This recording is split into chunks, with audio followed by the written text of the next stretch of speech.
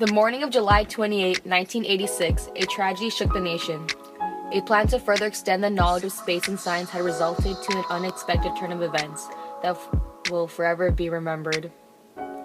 In just 73 seconds into the launch of the spacecraft, it disintegrated all over the Atlantic Ocean. Later on in the day, former President Ronald Reagan addressed the events that occurred previously. The speech, the Space Shuttle Challenger Tragedy Address, brings the nation together as we mourn the lost lives. In every situation, there are always risks and intentions of extending the knowledge of the nation. There is no success without failure. Throughout his speech, he used rhetorical devices to draw the attention of the nation to bear hold of the events that have occurred.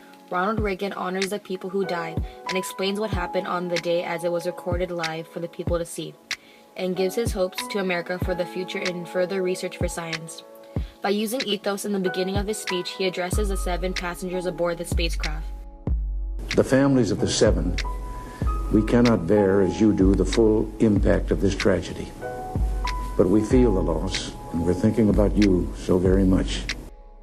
Reagan uses simple words to capture the audience's full attention. He uses simple words to clearly explain the situation that has happened and allow the audience to have a glimpse of the tragedy that has impacted the nation. 19 years ago, almost to the day, we lost 3 astronauts in a terrible accident on the ground. But we've never lost an astronaut in flight. We've never had a tragedy like this.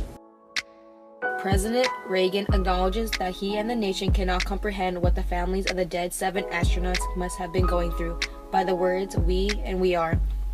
As the former president speaks for the whole nation, he further elaborates on the situation and gives his condolences to the families that lost their loved ones.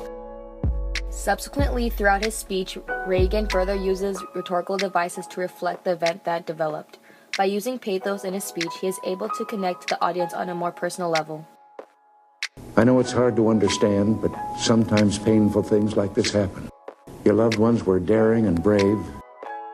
Reagan understands the emotions going through the families of the deceased. He states that although this tragedy happened, their actions and bravery will not go unnoticed. Their actions will go down in history, and they have helped the further discovery of science.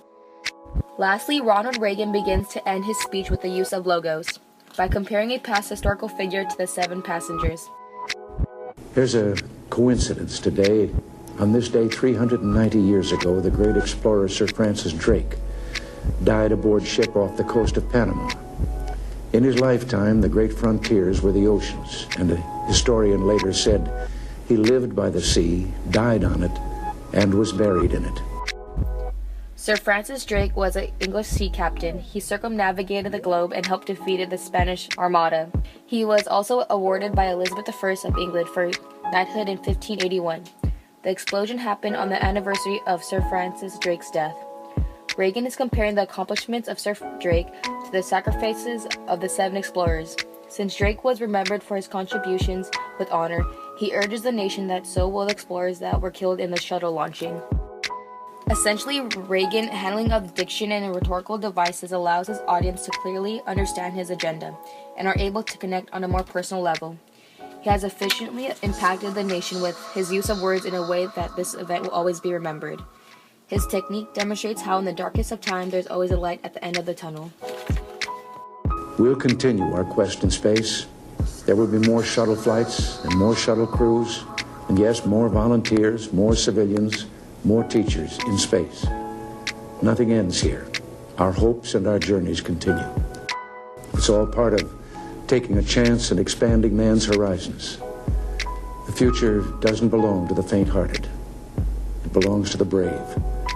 The Challenger crew was pulling us into the future, and we'll continue to follow them.